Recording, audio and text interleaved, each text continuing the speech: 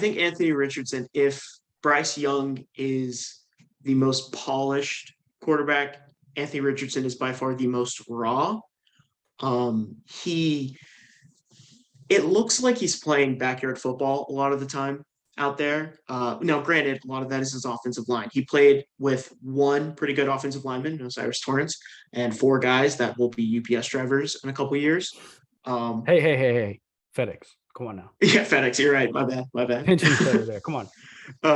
He really struggled with as soon as the ball was snapped, it seemed like he was having to dodge and weave through defenders. But he has footwork that rivals it at his best, it rivals someone like Bryce Young.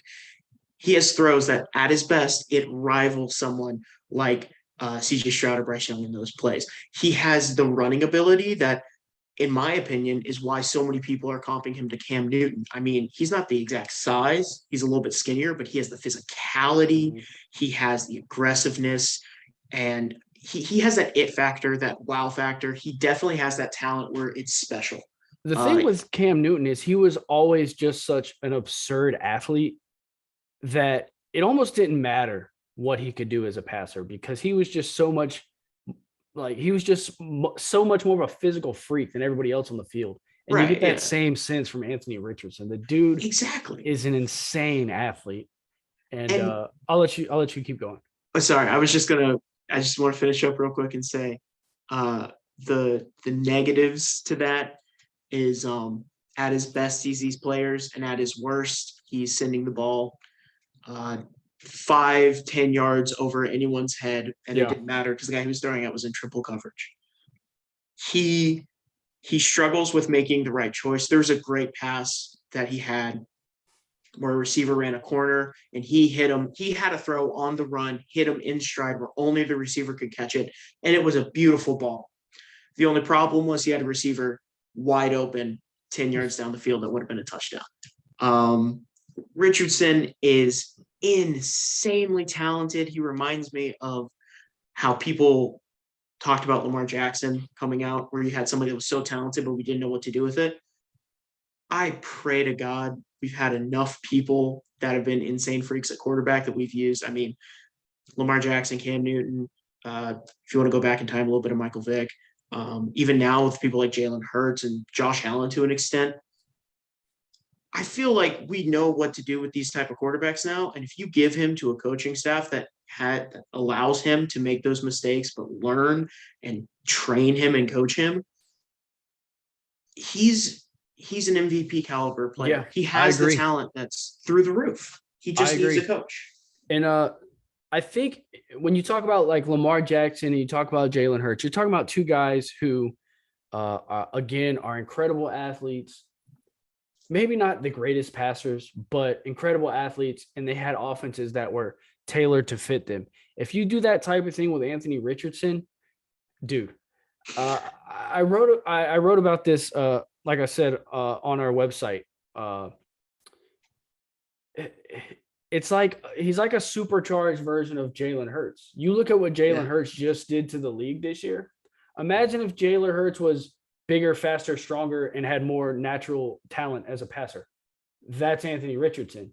If you can put all this together, you are talking about an MVP type of player. Now, I think this is my opinion. At Florida, I felt like they didn't take advantage of what they had at quarterback. I felt like they tried to treat him as a pocket passer way more than they should have. I look back at some of the games, he ran the ball 5 or less times, or like 6 or less times, like 5 times last year. That's like that's almost half your games.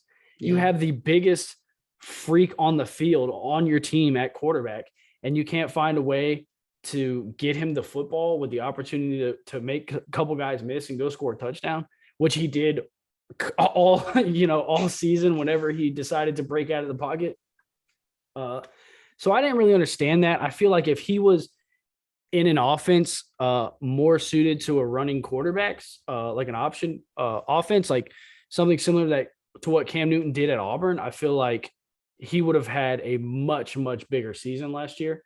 But, unfortunately that wasn't the case. And it led to a lot of ugly throws like you were talking about before, because he's got 5 guys and he's got to go through all these progressions, and he's only started 10 games as a college quarterback. Right. I mean, so he's, he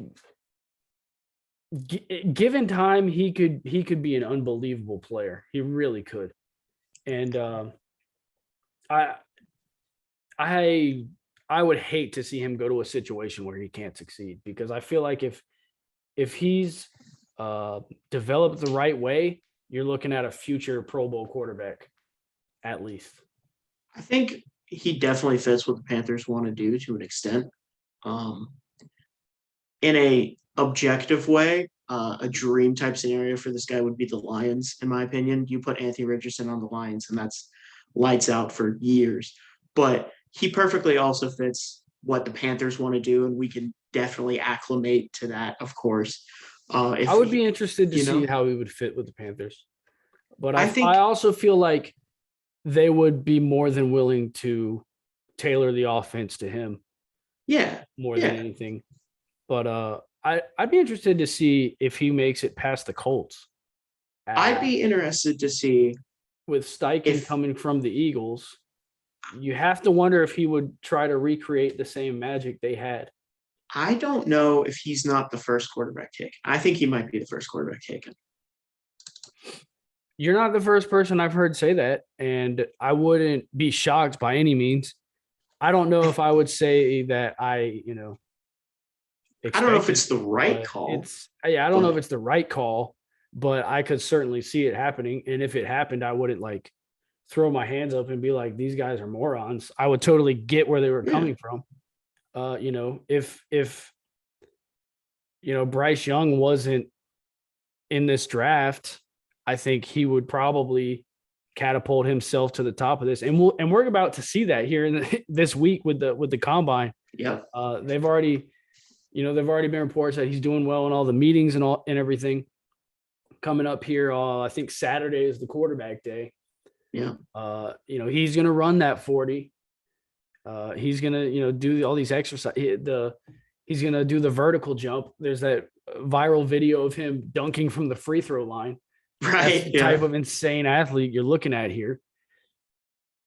There is absolutely no reason he couldn't be the first quarterback off the board. I mean, that would not shock me in any way. That's what I'm saying. I mean, like, especially when you look at in the past couple of years how the trend has gone from drafting people that have the raw talent and then we coach them up. I think the most I don't know if egregious is the right word, but the most like obvious version of this would be Trayvon Walker going number 1 last year. Someone who was borderline first round for a while, then the combine came around and people were talking about him. Okay, maybe second or third edge, but everyone was still Aiden Hutchinson. And then draft comes around and here he goes, number 1 overall to the Jags. That's why I mentioned earlier why I mentioned Nolan Smith, what he's done today. Because it's going to be interesting to see how early he goes, because he was seen as end of the first round, early second round kind of guy up until these last couple days. And, based on what he's done, what he run I think it was a sub 4.4 today, 4.39. 4.39. Yeah. 4.39. Yeah. They said it was like the fastest 40 for a defensive end in 20 years. And he had a 41.5 inch. And a 41.5 inch vertical. Yeah. Both of those, I saw a graphic, were better than Saquon Barkley, who is 4th overall as a running back. So I'm gonna have a hard time believing that there's not gonna be a team that falls in love with that guy and picks him in the middle of the first round at least. I could see him if somebody misses out on Will Anderson. Like I'm talking top 5. Someone misses out on Will Anderson, especially depending on where the Bears trade down to if they trade. I could see him going pretty high. Yeah, I could too. A little undersized, I guess. But yeah, the way defenses are now, Brian Burns is undersized. Does that really matter that much? The way that these edges are built. I mean, look at Brian Burns. He plays on the edge. Yeah, Brian Burns is undersized. He's not the thickest. I mean, he's tall and his weight's not bad. I think he's about 250, but he's not the thickest guy. Coming out of college though, he was like low 240s, right? Yeah, right. So and he's put on a little weight. Yeah, give him a strength and conditioning coach. Yeah, Nolan will be fine. All right, we're getting off topic. Yeah, we are. Sorry. Like way off topic. Anyway, Anthony Richardson, physical freak, cannon for an arm. If he lands in the right situation, gets developed the way he needs to, could be an absolute superstar. Hell, he could be a guy that we're looking back 10 years from now and we say, how did he go third? How did he go fourth? Yeah. So we'll see what happens. And I wonder if, as you mentioned before, if teams are going to have that fear of missing out.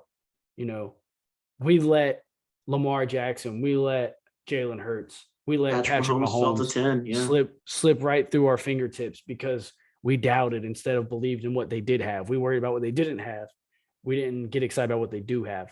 So, we'll see it. We'll see what happens. And I like what you said about the Lions. I think that would be cool. I think that'd be a good fit with Ben Johnson.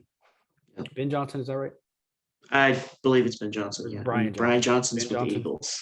B. Johnson. Yeah. Okay. Yeah. One of them. There you go. Thank you. Clear that up for me. All right. So now